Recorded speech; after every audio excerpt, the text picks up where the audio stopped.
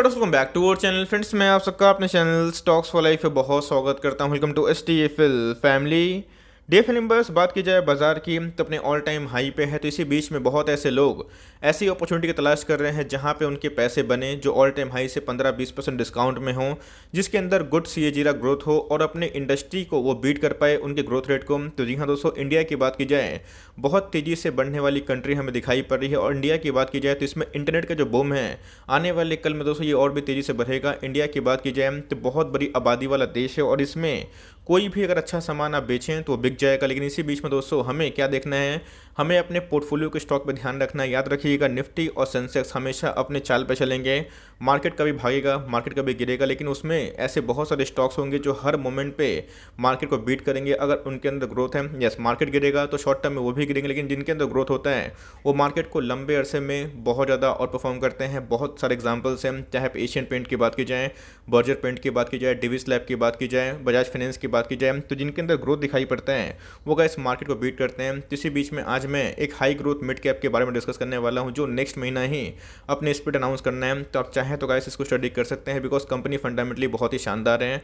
20% के आसपास discount rate में अवेलेबल है। जब ये स्टॉक बहुत गिर रहा था तो मैंने इसको बहुत ज़्यादा एग्रेसिवली कवर किया था और शायद यूट्यूब पे मेरा वीडियो इस स्टॉक को लेके सबसे ज़्यादा है। तो कौन सी कंपनी है और क्या हमें फंडामेंटल्स देखने को मिलते हैं और हमें निवेश करना है तो कब करना है, सब कुछ डिस्कस करूंगा। चैनल फर्स्ट टाइम होंगे सब्सक्राइब कर सकते हैं इस तरह क्वालिटी कंटेंट को सबसे पहले एक्सेस करने के लिए।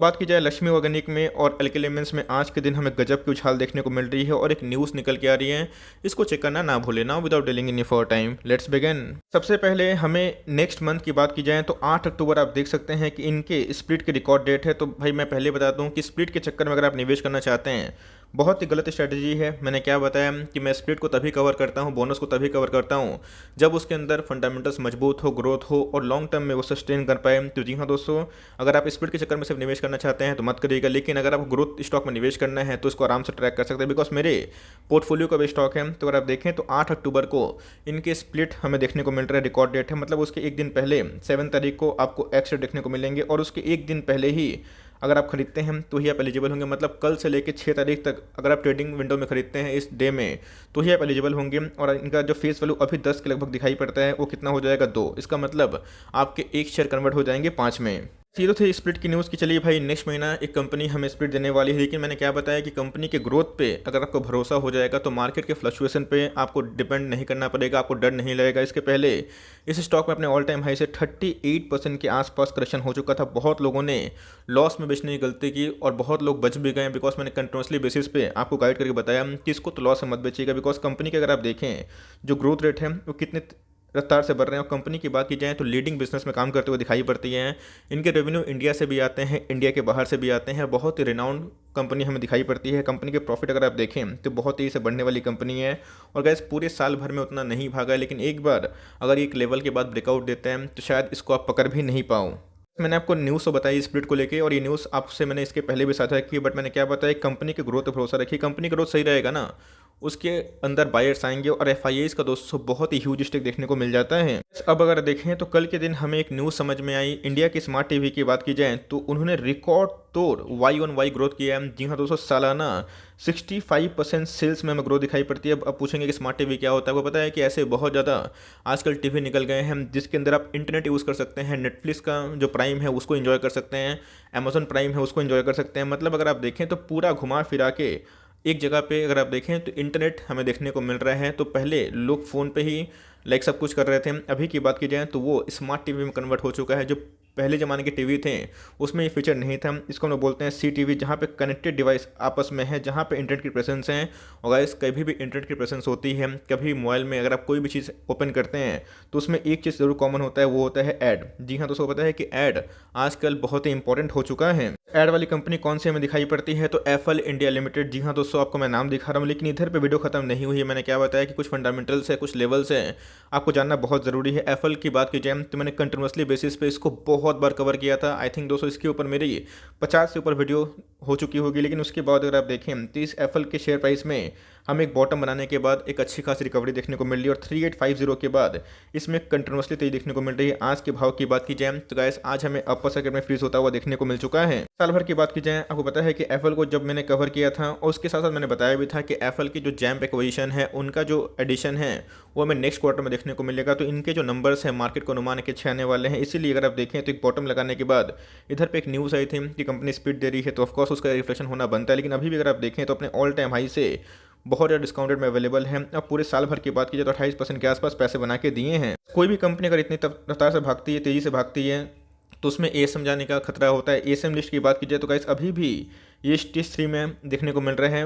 अगर टेक्निकली देखें तो स्टेज 2 में इसको आ जाना चाहिए था, लेकिन अभी की बात की जाए तो इस वीक में जो वीकली रिव्यू हुआ उसमें किसी का भी नाम देखने को नहीं मिला। तो जी हाँ दोस्तों, इसका भी नाम देखने को नहीं मिला। लेकिन आप देखें तो अपने ऑल टाइम हाई से ये आपको अच्छे खासे डिस्काउंट रेट में मिल रहा है। और मैंने क्या बताया कि मार्केट में स्प्लिट और बोनस चेक करने में जाइएगा, कंपनी पे अगर आपको ग्रोथ दिखाई पड़ता है तो ही निवेश करिएगा। और मैंने क्या बताया कि एप्पल के लिए एक बहुत बड़ा मार्केट खुलता हुआ देखने को मिल रहा है। अब ये अपने मोबाइल पे डिपेंडेंसी नहीं है, बिकॉज मैंने क्या बताया कि सीटीवी जो कनेक्टेड डिवाइसेस हैं मार्केट में, हाउस होल्ड में, घरों में इनके प्रेजेंस बढ़ रहे हैं। और जितना सीटीवी मार्केट में आएंगे उतना ही दोस्तों एप्पल के शेयर प्राइस में अच्छी खासी तेजी देखने को मिलेगी। बिकॉज एप्पल का जो रेवेन्यू है वो मोबाइल के साथ साथ टीवी में भी देखने को मिल सकती है। मैंने कंपनी के बारे में बताया, उसके जो फंडामेंटल्स है मैं डिस्कस कर लेता हूँ। क्योंकि एप्पल की बात की जाए तो मैंने क्या बताया कि कोई भी नेगेटिव न्यूज़ या फिर नेगेटिव प्राइस उनके जो कैलिबर को, उनकी क्वालिटी को जज नहीं कर सकते। मार्केट में ऐसे बहुत ज़्यादा न्यूज़ आते हैं और स्टॉक भागता भी है, नेगेटिव न्यूज़ आते हैं तो स्टॉक गिरता भी है। लेकिन याद रखिएगा, अगर स्टॉक अच्छा है तो सेंटीमेंट से घबराना नहीं है और अच्छे स्टॉक से बने रहना है। मार्केट कैप की बात की जाए 12,000 करोड़ के आसपास की मार्केट कैप हमें दिखाई पड़ती है। स्टॉक के पी की बात की जाए तो 82 के आसपास है। जब दोस्तों 6,000 के आसपास था, लोग 135 के पी पे लेने के लिए रेडी थे। लेकिन इनका पी इतना कम क्यों हुआ? प्राइस फॉल हुआ और इनके अर्निंग भी क्वार्टरली वाइज बढ़ते हुए दिखाई पड़ रहे हैं। और अभी तो मेरा भी ऐसा अनुमान है कि Q2 के नंबर्स हमें अच्छे देखने को मिलेंगे, जिसकी वजह से स्प्लिट के बाद, एएसएम से निकलने के बाद और अच्छे नंबर्स के बाद इसमें और भी तेज़ी होने की उम्मीद है। कंपनी का अगर फाइनेंशियल देखें तो बहुत ही शानदार है।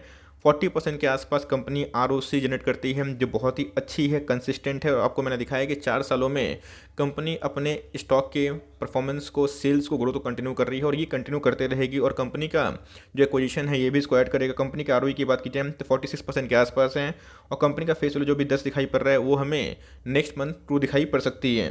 प्रोमोटर होल्डिंग कितनी है आप देख सकते हैं कि 59% के आसपास प्रोमोटर ओन करते हैं, 60% के आसपास प्रोमोटर की होल्डिंग दिखाई पड़ती है, 18% के आसपास एफआईएस की होल्डिंग। और आप देख सकते हैं कि एफआईएस कंटिन्यूसली अपने स्टेक को बढ़ाते हुए दिखाई पड़ रहे हैं। डीआईएस की बात की जाए तो लास्ट क्वार्टर में उनका स्टेक बढ़ा। पब्लिक की बात की जाए तो उनका भी स्टेक बढ़ते हुए दिखाई पड़ रहा है। और मैंने आपको हमेशा हज़ारों बार बताया है, जब कोई भी स्टॉक अगर आप पिक करते हैं उनके अंदर ग्रोथ होता है तो नॉइज से बचिए। मैं फिर से बता रहा हूँ दोस्तों, बहुत लोगों ने आपको यही बताया होगा कि एप्पल का शेयर प्राइस 2,000 चला जाएगा, 3,000 चला जाएगा। और बहुत लोगों ने एक बड़ी रैली मिस की और बहुत लोग पैसे कमा भी नहीं पाए।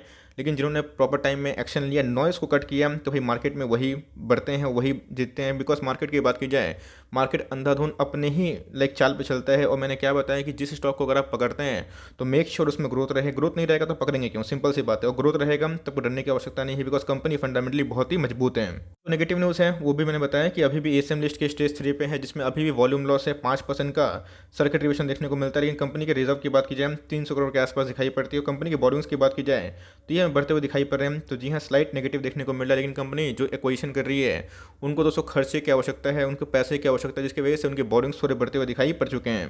अब देख सकते हैं कि एक जब स्ट्रीम फियर था और एकदम फिबोनाची पैटर्न, इसको मैंने एकदम आपको बता रहा है, एकदम बाई हार्ट इसको याद कर लीजिए। उसके बाद एक गजब का रिवर्सल देखने को मिला है। तो भाई जिन्होंने इस लेवल पे निवेश किया था तो इनके 30% पैसे बने। और जिनका निवेश अमाउंट बहुत ही कम था, मतलब जिन्होंने हाई लेवल पे किया था, वो भी नो प्रॉफिट नो लॉस में आ चुके हैं। अब जिन्होंने 5500 6,000 पे लिया है तो वो भी लॉस में है। लेकिन मैंने क्या बताया था कि जब स्टॉक में गिरावट होती है उस नेगेटिव न्यूज़ में ही आपको उठाना है। बिकॉज मार्केट में हमेशा यही होता है। बहुत लोग प्रीवीसी को लेके एक कंसर्न कर रहे थे। मैंने आपको बताया था कि इनका जो स्टैंड है, कमेंट्री को सुना कीजिए। प्रीवीसी को लेके इनकी मैनेजमेंट कमेंट्री थी कि कुछ भी अगर पॉलिसी चेंज आता है तो इसको सम्मान करेंगे। ऑफकोर्स इनके डेटा कॉस्ट बढ़ सकते हैं, लेकिन इनका जो एक्विजिशन है ये बहुत तेज़ी से बढ़ेगा। और इंडिया की बात की जाए, इंडोनेशिया की बात की जाए, जितने भी इमर्जिंग कंट्री है, इसमें ऐड का जो रेवेन्यू है ये बहुत आने वाला है। और सीटीवी की बात की जाए तो ये भी बहुत तेज़ी से बढ़ने वाली एक स्टैंड देखने को मिल रहा है। तो एप्पल की बात की जाए तो मुझे इसका जो फ्यूचर है काफ़ी ब्राइट दिखाई पड़ जाता है। अगर आप चाहते हैं तो एसआईपी की वे से उठाना स्टार्ट कर सकते हैं। बिकॉज मैंने क्या बताया कि स्टॉक में एक रैली आई भी है और एक कॉन्सोलिडेट भी कर रहा है। बट ये एक बार लेवल तोड़ेगा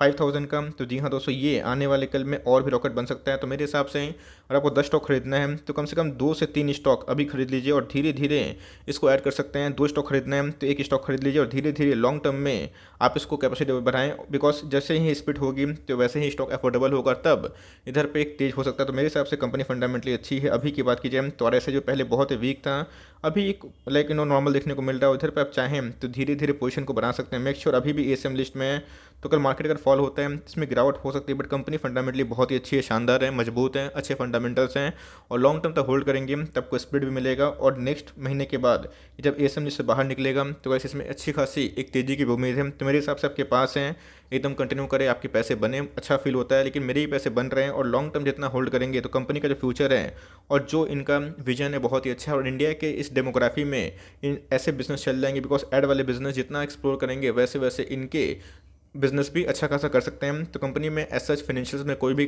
खराबी नहीं है। थोड़ा डेट बढ़ते हुए दिखाई पड़ रहे हैं, लेकिन वो उतना कंसर्न का मैटर नहीं है, बिकॉज कंपनी ने कुछ एक्विजिशन भी किया था, तब चाहे तो ट्रैक कर सकते हैं और SIP के माध्यम से इसको लॉन्ग टर्म तक होल्ड कर सकते हैं। बल्क मत करिएगा because market all time high पे, और धीरे धीरे चाहे तो अपने स्टेक को भी बढ़ा सकते हैं timely. So for timing that's the end the video. I hope मेरे एफर्ट आपको अच्छा लगा। वीडियो अच्छी लगी तो एक लाइक कर दीजिएगा। चैनल फर्स्ट टाइम होंगे तो याद से सब्सक्राइब करना भूलिएगा। फर्दर कोई डाउट उसको ड्रॉप कर सकते हैं, कुछ रिव्यू चाहिए उसका नाम ड्रॉप करना भूलिएगा। I would love to make a video on your demand guys. मिलते हैं जल्दी ही, तब तक के लिए bye. Thanks for listening friends, God bless you all.